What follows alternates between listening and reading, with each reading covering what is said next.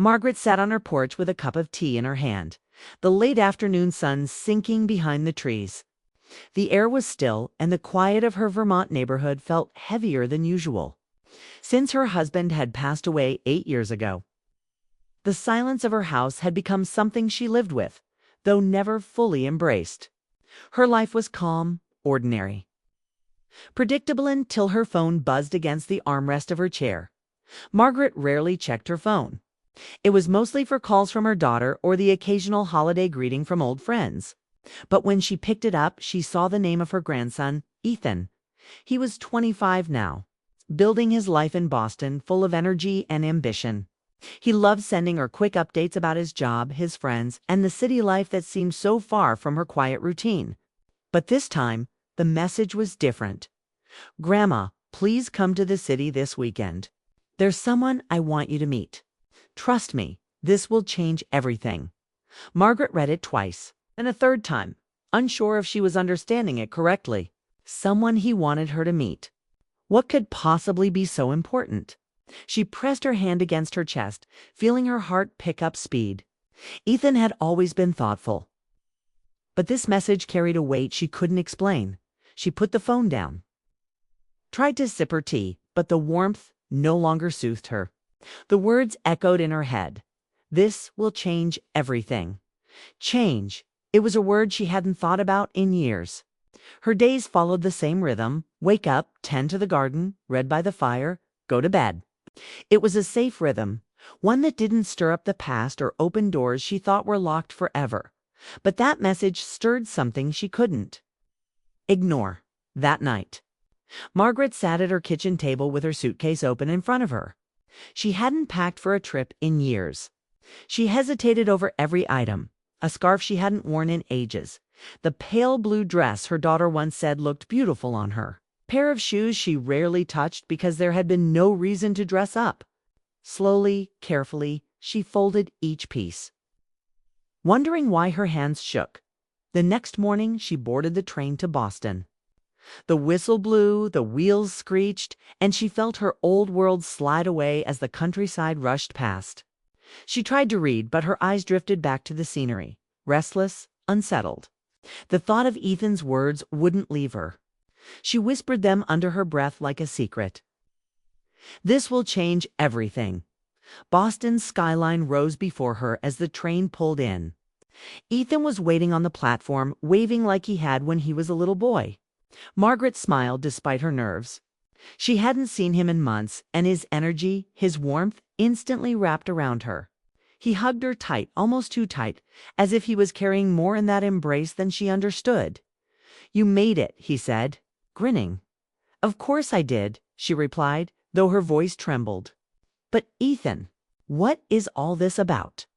You sound like you're hiding something." He laughed, light but secretive. "I can't tell you yet. You'll see tomorrow night. For now, just trust me." Margaret frowned but didn't push further. Ethan's eyes sparkled with a mix of mischief and sincerity. It was the same look he had as a child when he had planned surprises for her: a hand-drawn card, a flower picked from the yard, or a story he had written just for her. Except now, that look felt different, older, more serious. Back at his apartment, she sat by the window while he busied himself in the kitchen making tea. Her eyes wandered across the city, lights flickering in the distance. The hum of cars, the chatter of people on the sidewalks, the endless energy of the city, all of it reminded her how far she had drifted into her quiet, sheltered world. Ethan placed a cup in front of her. "You're going to love tomorrow, Grandma. I promise." She studied his face, searching for clues. "Is it about work? Or are you introducing me to someone special in your life?" He smiled softly, shaking his head. "Not exactly. It's for you, for me." The question slipped out before she could stop herself. "What do you mean?" "You'll understand," he said, his voice gentle, almost protective. Margaret leaned back in her chair, her fingers gripping the warm cup. Her mind spun with questions, none of which had answers. For her, what could he possibly have planned for her? She was 70 years old. Her days of surprises, of life-changing moments she believed were long behind her. And yet, Ethan's confidence unsettled her. It was as if he knew something about her life. She deemed single quotes till later that evening. As she prepared for bed in the guest room, Ethan slipped her a small envelope. "Don't open it until tomorrow," he said with a grin. "It'll make more sense then." She held the envelope in her hand long after he left the room. It felt heavier than paper should, as though it carried not just words but memories waiting to be uncovered. She placed it on the nightstand, turned off the lamp, and lay in bed staring into the dark. Sleep didn't come easily. Every time she closed her eyes, she saw the message on her phone, heard Ethan's voice, and felt the envelope pressing against her palm. Somewhere deep inside, Margaret knew this wasn't just a visit. This wasn't just a weekend trip to see her grandson. Something was waiting for her in this city. Something she had not prepared for. Something Ethan believed she needed. She turned to face the window, where the city lights glowed against the night sky, and whispered into the quiet room. "What could you possibly have in store for me, Ethan?" Her heart, so long accustomed to stillness, beat a little faster as she drifted into restless dreams.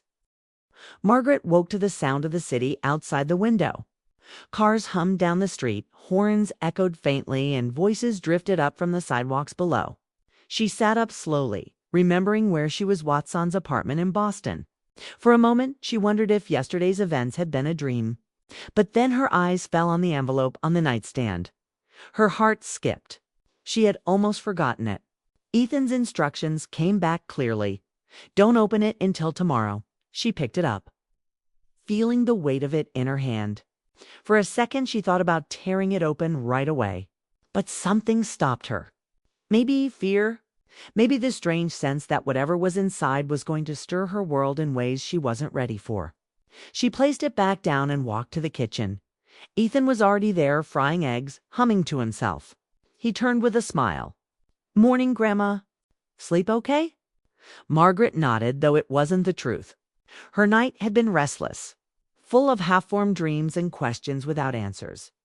Over breakfast, Ethan kept the conversation light. He talked about work, about a friend who had just gotten engaged, about the new bookstore that opened near his office. Margaret listened, smiled when he looked her way, but her mind stayed fixed on that envelope. She wanted to ask him what it meant, but she knew he wouldn't tell her. His secretive grin said everything by afternoon. Ethan suggested a walk. The crisp autumn air greeted them as they stepped outside. The streets were busy, lined with trees already shedding their golden leaves. Margaret breathed in the city's energy. It felt alive in a way her quiet town never did. "Where are we going?" she asked, trying not to sound impatient. "Nowhere in particular," Ethan replied, his hands in his pockets. "I just wanted you to see the city again. It's been too long."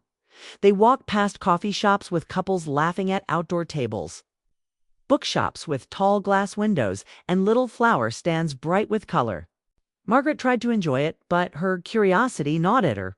She felt like a child again, following breadcrumbs without knowing where the trail would end. Finally, Ethan stopped at a park bench. The trees above them swayed gently, scattering red and orange leaves onto the path. He gestured for her to sit. "Grandma," he said, "more serious now, I know this weekend might feel confusing, but I want you to trust me. Tonight we'll explain everything." Margaret studied his face. There was no joke hiding in his tone, no mischief in his eyes this time, only determination. She leaned closer. "Ethan, you're making me nervous. Who is it you want me to meet? Why keep me guessing like this?" He hesitated, then smiled softly. "Because sometimes surprises are worth the wait." She sighed, frustrated but unwilling to push further. Ethan was stubborn when he wanted to be, just like his mother had been. She knew she wouldn't get anything out of him until he was ready. They returned to the apartment in the late afternoon. Margaret went to her room to rest. The envelope caught her eye again. This time she didn't resist. With trembling fingers, she slid her thumb under the flap and pulled out a single piece of paper. Her breath caught as she read the name written at the top. Daniel Carter. Her vision blurred for a moment. She sat down on the edge of the bed, the paper shaking in her hand. "Daniel?" She whispered the name aloud, tasting the memory of it. Daniel had been her first love. She was only 19 when she met him at a summer festival. He had been tall, handsome, with a laugh that made people turn their heads. They spent a few magical years together, filled with youthful promises and whispered dreams. She had thought he was the one she would marry, but life had changed everything. He had been offered a job out west while her family needed her back home. Letters were written at first, long and full of hope. But distance wore them thin. Eventually, silence replaced the words, and Margaret's life took another path, the path that led her to her late husband. To motherhood, to the family she had now. She had not spoken Daniel's name in decades. Yet here it was, written plainly on the page in her hands. Margaret's pulse raced. Was it possible that Ethan meant that Daniel? But how could he know? She had never shared that story with him. It was a memory she had locked away, too tender to touch. She set the paper down, pressing her fingers to her temples. The questions came too fast to catch. Why was Ethan giving her this? Could Daniel still be alive? Still here? And if so, why now? Dinner was quiet. Ethan kept glancing at her as if waiting for her to speak. But Margaret couldn't form the words. The name still burned in her mind. She wanted to ask, but fear kept her silent as the evening turned to night. Ethan finally said, "Grandma, I know you opened it." Margaret froze, her fork halfway to her plate. I did. And he asked gently, her voice shook. "Ethan, how do you know that name? How do you know Daniel Carter?" Ethan's lips curved into a small, knowing smile. "Because I found him." The room went still. Margaret's heart thudded so loudly she could barely hear her own voice. "You found him." Ethan nodded. "I'll explain everything tomorrow. Just trust me. You'll see." Margaret stared at him, torn between shock, fear, and something she hadn't felt in years, hope. That night, she lay awake in bed, staring at the ceiling. Her thoughts spun wildly. Daniel Carter, the boy she had once loved with all her heart. The boy who had slipped away into the past. If Ethan was telling the truth, if he had really found him, what would it mean for her life now? The city outside whispered with energy, and Margaret realized she was trembling. She had come here for a simple visit with her grandson. Instead, she had stepped into the middle of a story she thought was long over. And tomorrow, she would find out if the past was about to open its doors again.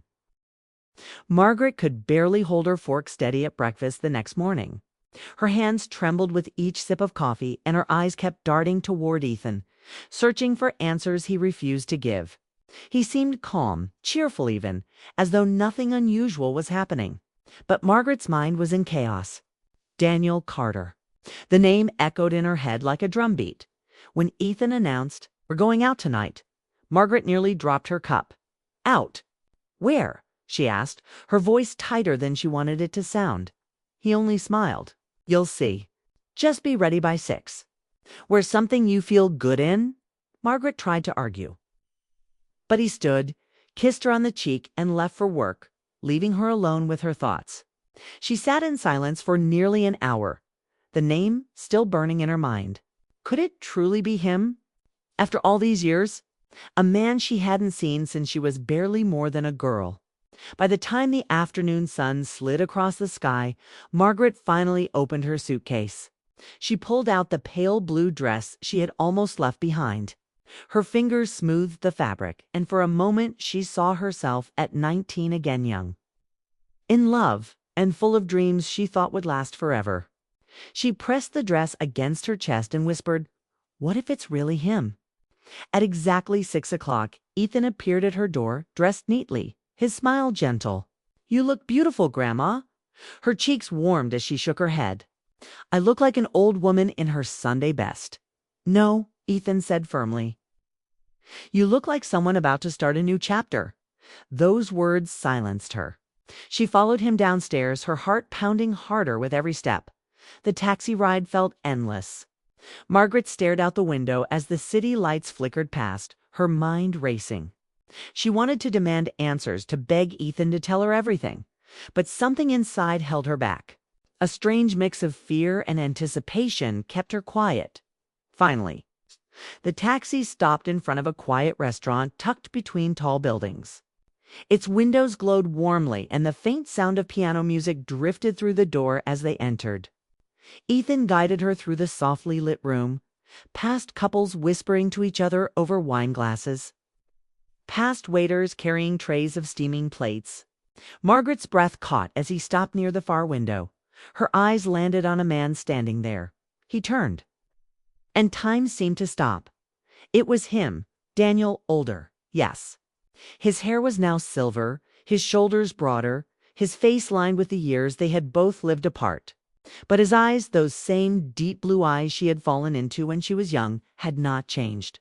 "Margaret," he whispered, his voice low, almost breaking. Her throat tightened, and tears blurred her vision.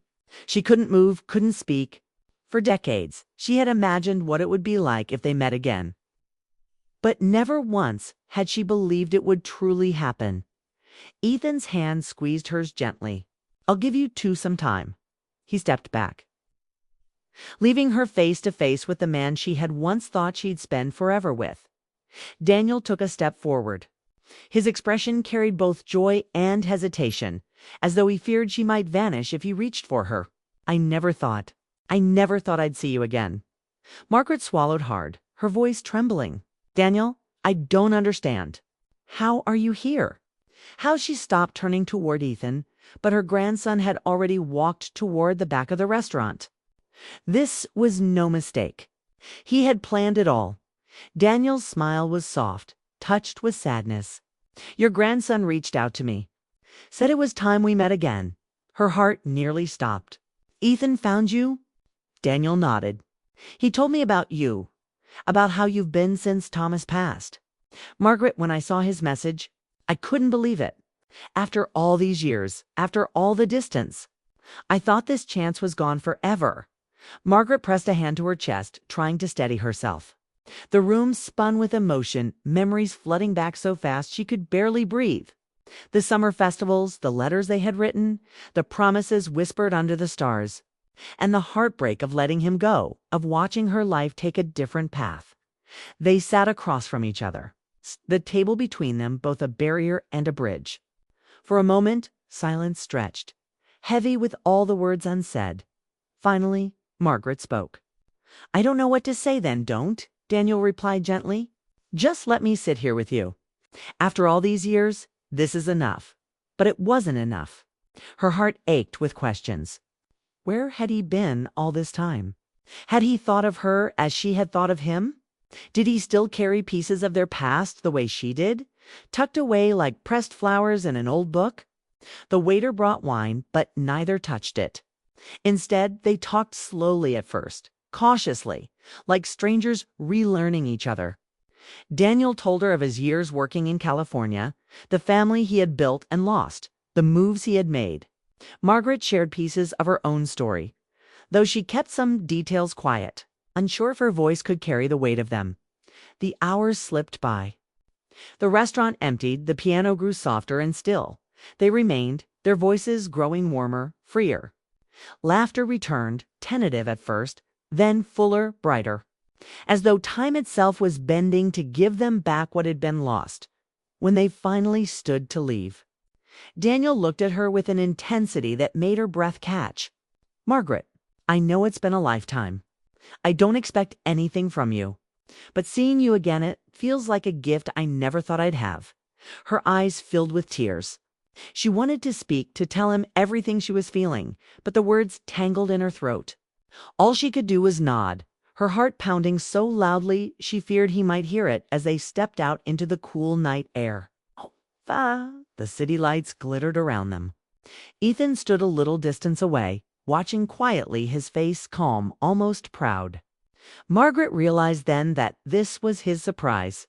He had given her something no one else could have, a second chance at a story she thought was long over. She glanced at Daniel, their eyes meeting under the glow of a street lamp. And in that moment, Margaret knew the truth. Her world had just shifted. This wasn't just a dinner. This was the beginning of something new. The night after meeting Daniel, Margaret lay awake in her hotel bed, staring at the ceiling. Sleep refused to come. Every moment of their dinner replayed in her mind his voice, his smile, the way his eyes softened when they looked at her. She had waited decades for such a moment, yet now that it had come, she didn't know what to do with it. Her heart was filled with joy and fear all at once. When morning light slipped through the curtains, Ethan was already at her door. "Grandma," he said softly, "Daniel asked if he could see you again today." Margaret froze, clutching the blanket. "So soon?" Ethan smiled knowingly. "You've waited a lifetime. Don't hide now." Her chest tightened. She wanted to say no, to protect herself from the storm of feelings threatening to overwhelm her. But something inside whispered that if she turned away now, she might never get another chance. So she nodded. "Tell him yes." By afternoon, Daniel was waiting for her outside the hotel, standing tall with a small bouquet of flowers in his hand. When she stepped out, he offered them with a nervous grin. "For you. I wasn't sure what you liked anymore." Margaret laughed, a sound that surprised even her. "I like that you remembered to bring flowers at all." They spent the day walking through the city. They strolled past the harbor, where gulls circled overhead and waves shimmered in the sun. They visited a park filled with children playing, their laughter carrying in the breeze. At every step, Daniel told her little stories about the places he had lived, the travels he had made, the dreams he had chased. Margaret listened, sometimes smiling, sometimes aching, realizing how much life they had lived apart. At one point, they sat on a bench beneath a large oak tree. Silence fell between them, heavy but comfortable. Daniel turned to her, his expression serious. "Margaret, I need to tell you something. I don't want to waste time. We've already lost too many years." Her heart pounded. "What is it?" He took a deep breath. "I never stopped thinking about you. Even after we went our separate ways, even when life carried me far away. You were always there, like a part of me I couldn't let go. I don't expect anything from you now, but I need you to know the truth." Margaret's eyes blurred with tears. She reached for his hand, her fingers trembling as they touched his. "Daniel, I thought of you too. More times than I can count. But I had a life, a family, responsibilities. I couldn't turn back." "I know," he whispered, "and I respect that. But now, here we are. Older, maybe wiser, but still, us. Don't you think fate has given us another chance?" The question hung in the air like a challenge. Margaret's breath shook as she answered. "Maybe it has. But what do we do with it?" Daniel smiled, a warmth in his eyes that reached deep inside her. "We live. We don't waste another day hiding from it." For the first time in years, Margaret felt her heart lift. Not with the careless hope of youth, but with the deep, steady flame of someone who had learned what loss meant. And what it meant to find something again. That evening, Ethan joined them for dinner. He watched quietly as Margaret and Daniel talked, his expression filled with quiet pride. At one point, Margaret turned to him and asked, "You planned this, didn't you? You knew what this would mean."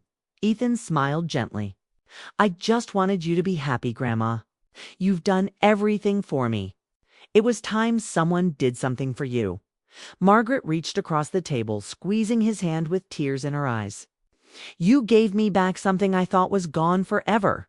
I can never thank you enough." Over the next few days, Margaret and Daniel spent nearly every moment together.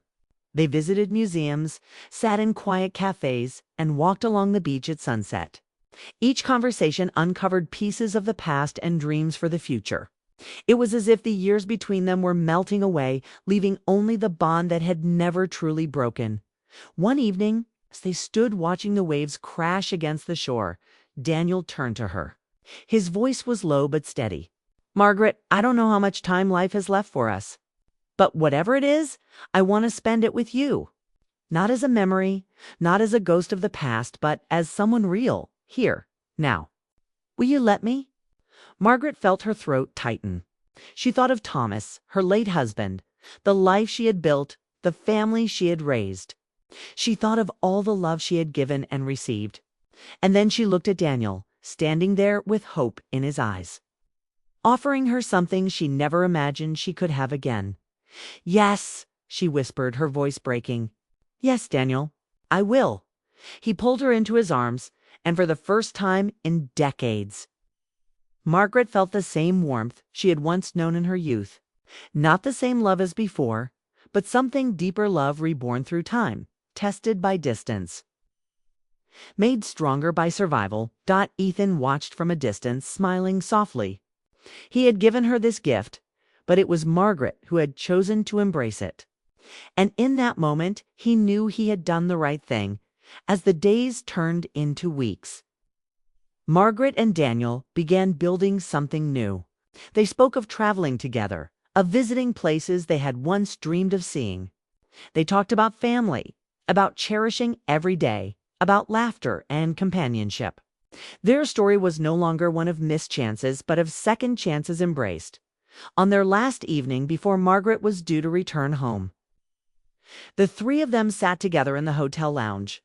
Ethan raised his glass of sparkling water and said, "To new beginnings." Margaret and Daniel clinked their glasses against his, their eyes shining. "To new beginnings," Margaret echoed. That night, as she packed her suitcase, Margaret felt a peace she hadn't known in years. She was no longer haunted by the past. Instead, she was carrying it with her, woven into the present, shaping the future. And as she closed her suitcase, she whispered softly to herself, "It's never too late for love."